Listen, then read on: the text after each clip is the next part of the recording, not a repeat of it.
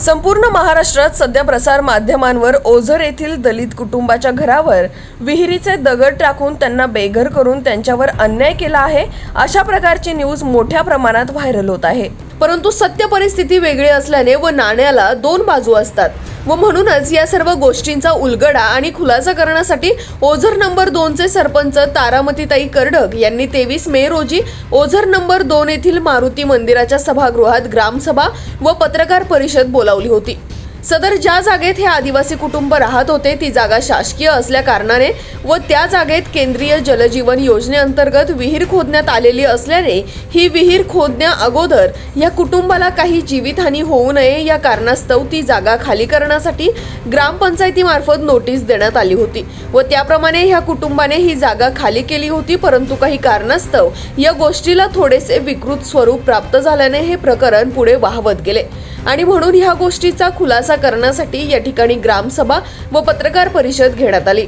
या ग्रामसभेत या आदिवासी कुटुंबाला न्याय मिळवून देण्यासाठी अनेक विषयांवर तात्विक वाद झाला। यावेळी काही ग्रामस्थ आक्रमकही झाले होते। अनेक शंकाही यावेळी उपस्थित करण्यात आल्या, परंतु सरपंच तारामती कर्डक व गणेश भाऊ कवडे आणि त्यांच्या सहकाऱ्यांनी सर्व प्रश्नांचे योग्य निरसन करून ह्या प्रकरणावर कायमचा पडदा टाकला। तसेच सरपंच तारामती कर्डक याही आदिवासी समाजाच्या असल्याने त्यांनीही या कुटुंबाला पूर्णपणे न्याय देण्याचे मान्य केले। त्याचप्रमाणे शालेय शिक्षण मंत्री बच्चू भाऊ कडू यांनाही भ्रमणध्वनीद्वारे झालेल्या ग्रामसभेची माहिती देण्यात आली व त्यांनीही सरपंच कर्डक मॅडम यांचे अभिनंदन व आभार मानले। सरते शेवटी या आदिवासी कुटुंबाला गावच्या शासकीय पडजागेत त्यांच्या सोयीनुसार 10x15 चे शेड येत्या 10 दिवसात बांधून देण्याचे आश्वासन विघ्नहर देवस्थान ट्रस्टचे अध्यक्ष गणेश भाऊ कवडे व त्यांच्या मित्र परिवाराने दिले।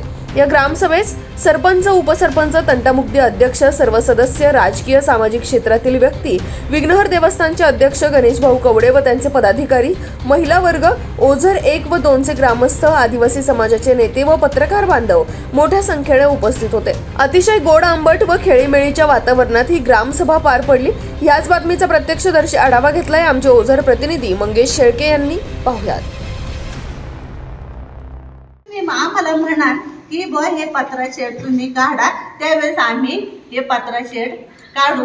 सरपंच तेच मागाशी बोलले आणि मी पण तेच सांगते।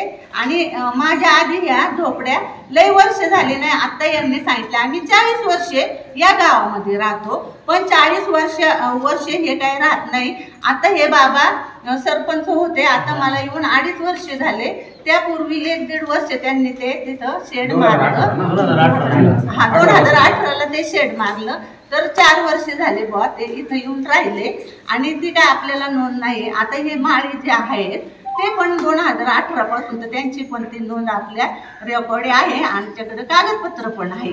तर त्याच्यानंतर आता ह्या लोकांनी काय केलं, नंतर आल्यानंतर ही लोक बऱ्याच गाड्या यांच्या येतात। मी एवढी घाबरले, एकतर मला अतिशय बीपीचा 160 माझा बीपी आहे, मला इतका त्रास होतोय मी सांगू शकत नाही। ही लोक मला पूर्व कल्पना द्यायची। मी ग्रामस्थाला सांगितलं असतं, माझ्या गावाला सांगितलं असतं ओरडून की आज ज्याप्रमाणे मी आज इथं मीटिंग लावली, तुम्ही मला 2 दिवस कॉल करा मॅडम, आम्ही पत्रकार घेऊन बोलवतो।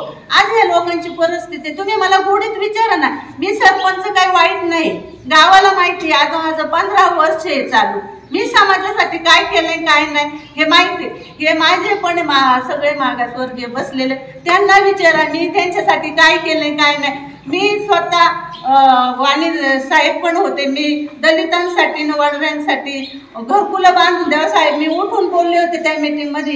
ती क्लिप तुमच्याकडे अजून असं मी बिडो साहेबांना बोलले, शिवसमोर बोल, माझा काय गुन्हा आहे? ठीक आहे बुवा, त्या दिवशी आले तुम्ही बरोबर आले, 20-25 जण आले, मी घाबरून गेले। आणि आपले शेतकरी सुरेश भाऊ वाजगे, मी विघ्नहराला स्मरून सांगते, मी भाऊंची माझी कधी ओळख पण नाही, मी त्यांना कधी बघितलं पण नाही। मी आहे राजकारणी, मी 15 वर्ष काम करते। खालून ते वरून पाहत आलो, भूगर्भातले जी लोक आली त्यांनी सांगितलं का इथं पाणी, आणि तिथं आम्ही स्फोट घेतला। नंतर आम्ही आमचं मनाची शंका म्हणून आम्ही पांढऱ्या बोलावला, तिथं पण पाणी पाहिलं, तिथंच पाणी सांगितलं। आम्ही मुद्दाम म्हणून काही विहीर बुवा यांच्या झोपड्यापाशी आम्ही घेतलेली नाही, ही आम्ही रिसर्च आणि पुण्यावरून आलेल्या लोकांच्या सांगण्यानुसार तो स्पॉट निवडला आणि तिथं आम्ही विहीर घेतली. त्यानंतर विषय असा झाला की ते काम चालू व्हायच्या आधी आम्हाला कॉन्ट्रॅक्टदाराने एक लेटर दिलं की मॅडम हे जर आज मी 2 दिवसांनी काम चालू करणार इथले शेजारी पाजारी लोकांना तुम्ही समजून सांगा की बुवा हे इथलं जे तुमचं अतिक्रमण आहे इथं राहिलेले तर तुम्ही त्या झोपड्या बाजूला तात्पुरते घ्या. तर म्हटलं चालेल. मग त्यानंतर आम्ही त्यांना 2 नोटीस दिली की बुवा तुम्ही तात्पुरते ह्या झोपड्या कुठंतरी स्वरूपात तुम्ही तुमची सोय करा. तर ते काही लोक बोलले, ते माळी पण मला बोलले का मॅडम आम्ही करतो बा राहतो बाजूला, असा विषय झाला. त्यानंतर त्यांनी ते झोपड्या उचलल्या आणि 1.5 महिना काम होतपर्यंत फाईटचं ते 1.5 महिना लोकांच्या इथं जाऊन राहिले शेजारी आणि दगडी आता इकडे तिकडे येत होत्या. माझ्या पण घर जवळचे माझ्या वाट्यावर पण एवढा दगड आला, शेजारी पण दगडी गेल्या आणि आता तक्रार तर मला दिलीची पण पंचायत काही भरून देणार नव्हतीच. त्यामुळे मी काय मानले म्हणजे असं बोलून आम्ही त्यांना सांगितलं. त्याच्यानंतर विषय असा झाला की हे लोक राहायला गेले तिकडं 1.5 महिन्यापूर्वी आणि ते दगड जे टाकले ना तिकडं बाजूनी तार आहे, साईडनी तारा, बाजूनी ओढा आणि इकडून कांदा चाळे, मध्ये रस्ता आहे जाण्या येण्याच्या शेतकऱ्यांचा, पलीकडं ऊस आहे आणि ऊस असल्यामुळे ना आम्ही मटेरियल टाकायचं कुठं. आता यांना दोन वेळा मी तोंडी बऱ्याच वेळा सांगितलं बाबा तुमचे पत्रे, बाबांना मी सांगितलं पत्रे बित्रे काढून द्या, गरीबाचं नको नुकसान म्हणून मी त्यांना सांगितलं. तर ते काय बोलले यांच्या काळात आम्हाला जागा दिली. तर अनिल मांडे ते काय बोलले मॅडम मी सांगितलं होतं पण हे म्हटले की आम्ही या 15 दिवसात 10 बाय 15 जे आपलं बोलणं झाले त्या पद्धतीने 15 दिवसात तुम्हाला 10 बाय 15 शेड करून द्या. गणेश भाऊंनी जो निर्णय दिला याचं खूप मोठ्या प्रमाणात स्वागत करतो आम्ही, आमचा सर्व आदिवासी परिवार. त्याच्यानंतर श्यामभाऊ बोलतो. खरं तुमचं अभिनंदन, तुम्ही इतकी रास्त मागणी केली आणि ती लगेच गणेश भाऊंनी मान्य केली. खरोखर त्या आदिवासी कुटुंबाला जे अतिशय चांगल्या प्रकारचं त्यांच्याकडून गावाने जो दिलासा दिला त्याच्यामध्ये अतिशय सोन्यासारखी भर त्या ठिकाणी पडलेली. कारण ते पाहिलेली अवस्था ती मोडलेली होती. आता पूर्ण त्यांना नवीन शेड या ठिकाणी ते बांधून देणार आहेत. साहेब आमचं नेहमी त्यांना सहकार्य राहील, माझ्या गावातर्फे सहकार्य राहील. आणि आज जे गणेश भाऊ जे बोलले त्याला माझं गाव मी आणि माझे सदस्य बॉडी संपूर्ण आम्ही त्यांना अनुमोदन देत आहे. आमचा त्यांना पाठिंबा राहील भाऊंना. गणेश भाऊंनी आम्हाला शब्द दिला का ह्या 15 दिवसामध्ये आम्ही त्यांचं शेड या ठिकाणी पुनर्वसन करून त्या ठिकाणी जागा त्यांची अगदी आता ते कुटुंब कुठे राहते? आता तर तिथंच आहेत, त्या जागेवरच आहेत. परंतु 15 दिवसाचं म्हणजे काय त्याला काही जास्त काळ म्हणता नाही येणार. ते लवकरात लवकर त्यांची व्यवस्था इकडे करतात म्हणजे अगदी खूप चांगली आनंदाची गोष्ट आहे, खूप आनंदाची गोष्ट आहे. त्यांचा गणेश भाऊंचा आम्ही अभिनंदन स्वागत करतो. आम्हाला थोडी मोर पण जागा पाहिजे ना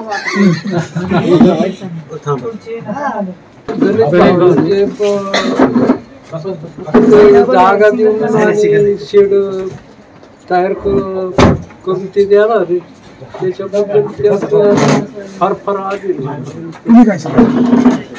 जे गावाने आणि गणेश भाऊ हे सहकार्य दाखल यांच्या सर्वांचा मी आभारी आहे. मी राज्यमंत्री बच्चूभाऊ कडूपर्यंत हा विषय गेला होता आणि भाऊंनी मला त्या दिवशी सांगितलं आता ग्रामपंचायत ओझरचा असा किस्सा झालेला आहे, त्यांच्या घरावर दगडी वगैरे पडलेले नाही, तो काय विषय जाऊन ते चौकशी करा आणि ते मिटून घ्या. त्यासाठी आम्ही मॅडमशी चर्चा केली होती, सरपंच मॅडमशी. तर ते म्हटले आम्ही तो मिटवण्याचा प्रयत्न करतोय, तर तुम्ही सगळे आले तर आम्ही लवकरच करून घेऊ. आणि त्यांचं मी धन्यवाद देतो. 2 दिवसामध्ये त्यांनी लगेच मिटिंग पण लावली आणि गणेश भाऊंचा पण एकदा आभार मानतो मी का सगळे गावकऱ्यांनी एकत्र येऊन लगेच 2 दिवसात मिटिंग लावून हा विषय मार्गी लावला आहे. त्या लोकांना 15 बाय 10चं एक शेड बांधून देणार आहे दोघांना. आणि याबद्दल मी आपल्या ग्रामपंचायतीचं आणि सगळ्या गावकऱ्यांचं मी आभार आणि धन्यवाद मानतो. आज आमची एवढीच भूमिका आहे का त्यांच्यावर अन्याय झालं आणि त्यांनी गावाला फक्त इथं काय आलं सरपंचाने आम्हाला वेळोवेळी उत्तर न दिल्यामुळे आम्हाला या सगळ्या भूमिका घ्याव्या लागल्या. त्यांचं म्हणणं आता सांगितलं, परंतु या प्रकरणामुळे ओझर गाव असं त्यांचं म्हणणं आहे, हे माझं म्हणणं नाही किंवा कुठेतरी बाबांची वस्तुस्थिती सगळ्यांच्या समोर आली, ओझरची बदनामी झाली, याच्याबद्दल तुम्हाला काय दुःख वाटतंय का? नाही, मला त्या गोष्टीचं वाईट वाटतंय. आणि गावाची भूमिका अशी आहे का बाबा त्यांनी हे करून घ्यायला पाहिजे होतं आणि त्यांची बदनामी झाली. हा बदनामीचा विषय नाही ना, आम्ही असं काही केलंच नाही का गावाने हे केलं ते केलं असं काही नाही. काय सांगितलं असं काही नाही, गावाचा याच्यात विषय नाहीये. आता काही मंडळींचे तोडून मला असं ऐकायला भेटले का यांनी आता सुद्धा त्यांना आम्ही राहू देऊ पण ते तात्पुरतं त्यांना ते राहायची सोय त्यांनी कुठंही करावी. परंतु आमचं असं म्हणणं आहे या माणसांची कुठेही सोय म्हणजे त्यांनी कुठे करावी. शासनाचं असं वरून धोरण आहे आदिवासीला जर गायरान असेल गावठाण असेल त्याच्यामध्ये घरं बांधून दिली पाहिजे गोरगरिबांना असं शासनाचं धोरण आहे. परंतु गाव जर यांना इथेच ठेवायचं ठरलंय. परंतु गावकऱ्यांचं काय म्हणणे या विषयामुळे जी काही आमची थोडीफार बदनामी झाली किंवा महाराष्ट्रभर हा विषय झाला याच्याबद्दल काही दुःख खेद काहीच नाही. नाही तसं थोडंसं वाईट आम्हालाही वाटतं पण तसं बदनामीचं काही नाही. नाही बदनामीचं काहीच नाही, कुठेही बोललेलं नाही साहेब. एखादं कोणावर काय झालं त्या ठिकाणी 4 जण जर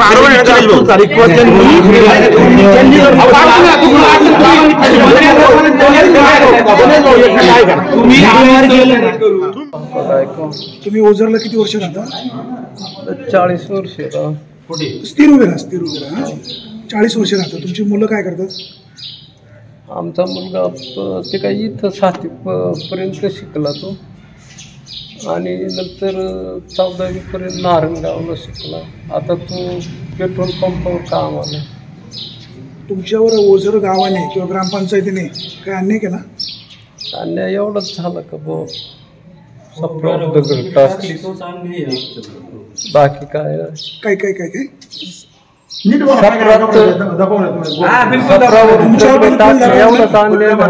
ऐका ना तो एक अन्याय झाला. तुमच्या झोपडीवर दगडी टाकल्या हा तुमचा अन्याय असं म्हणा. तुम्ही त्या झोपडीमध्ये राहत होता त्यावेळेस नव्हतं, आम्ही साईटला राहत होतो. तुम्हाला पर्याय व्यवस्था दिलेली आहे? पर्याय व्यवस्था आता सध्याला काय नाही. त्यावेळेस तुम्ही विहिरीचं काम चाललंय तुम्ही बाजूला राहा अशी काही पर्याय व्यवस्था केलेली होती? नव्हती, पण आम्ही शेजारी लोक होते ना आमचे नात्यातले त्यांच्या इथं पिरियड. सरपंच म्हणाले नाही का बाबा तिथं विहीर आहे तुमची झोपडी दगडी पडतील बाजूला राहा असं काही म्हटले नाही? हा म्हटले ना ते आम्हाला, म्हणून तर आम्ही साईटला गेलो. म्हणजे पंचायतीचं सहकार्य आहे? ग्रामपंचायतनी तुम्हाला तशी नोटीस दिली ना? नोटीस दिली. नाही आता ऐका ना, आपला मुद्दा एवढाच आहे. आता गावकरी असं म्हणताय का तुम्ही या गावामध्ये राहा बाजूला आम्ही तुम्हाला जागा देतो, तर आता तुमची भूमिका काय? माझी भूमिका एकच आहे, गावाला कायमस्वरूपी घर द्यावं. प्रयत्न राहील, तो प्रयत्न नक्की राहील. आणि तुम्ही पण माणूस आहे आम्ही पण माणसं आहे, तुम्हाला घर मिळायला हवं. झालेला जो प्रकार आहे याचं काही दुःख खेद किंवा जे काही पब्लिसिटी झाली याच्याबद्दल तुम्हाला काही दुःख होत आहे? दुःख तर होतच म्हणायला, पण ते गावानं समजून घ्या माझं असं मत आहे. गावाने पण समजून घ्यावं पण तुम्ही पण समजून घ्यावं. झालेल्या प्रकाराबद्दल काही दुःख व्यक्त होत आहे? आता दुःख तर होणारच. तुम्हाला जागा मिळायला पाहिजे. गाव हे समजा गावात प्रत्येक माणसाकडून काय ना काय राहत, पण ते गावाला सुद्धा समजून घ्यावा. 100% गाव समजून घेईल, आम्ही तुमच्या सोबत आहे. जो प्रकार घडला जे काही बाबा पब्लिश झालं तुमच्यावर अन्याय झाला तुम्ही राहत्या घरामध्ये दगड पडली अशी वस्तुस्थिती होती आहेच ना. पण ते मगाशी म्हणाले आम्ही तिथे राहत नव्हतो बाजूला राहतोय. नाही त्यावेळेस ज्यावेळेस विहिरीचं काम चालू झालं राहत नव्हते त्यावेळेस नव्हतो राहत. आम्ही साईटला सरपंच मॅडम साहेबांनी आम्हाला सांगितलं इथं दगड बिगड आता फाईट उडणार आहे विहिरीच्या बांधकामाच्या. आम्ही साईटला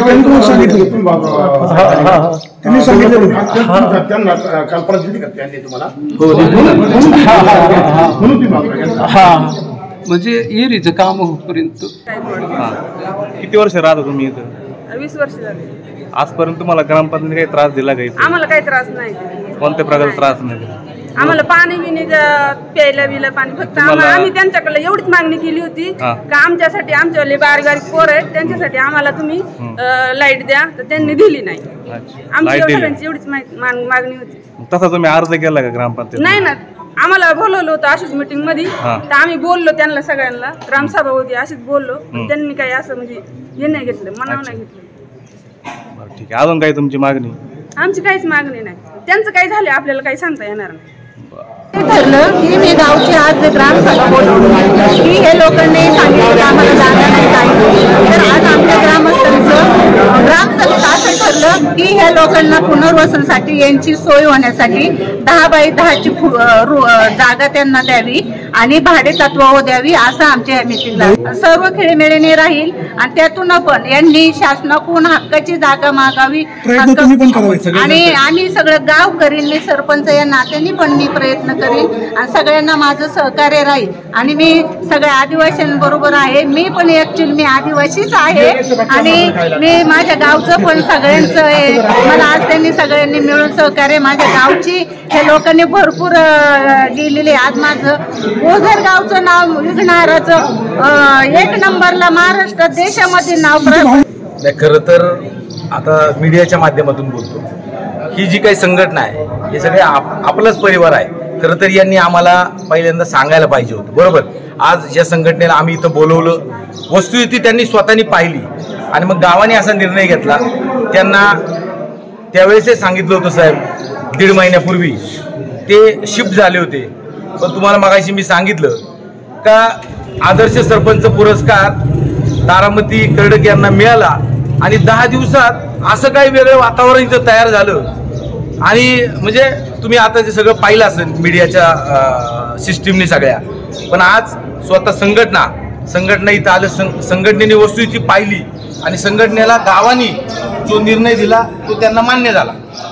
लोक माझ्या शेजारीच राहतात, त्यांनी एक सुद्धा गोष्टी सांगितलं नाही का आम्हाला अशा अडचणी किंवा गणेश कवडेंच्या दबावाखाली बोलता नाही, अजिबात नाही, काहीच नाही साहेब. तुम्ही अजिबात या एसटी समाजाचे सदस्य आणि आदिवासी ग्रामपंचायत सदस्य दादोड म्हणून मी अनुसूचित जमाती एसटी मधून महादेवकोळी समाजाचा सदस्य आहे. त्यांना मी वेळोवेळी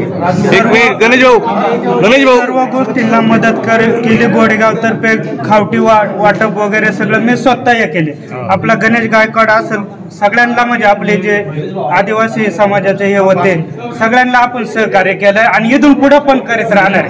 तुम्ही माझ्यापर्यंत यायला पाहिजे होतं, माझं एवढं म्हणणं होतं.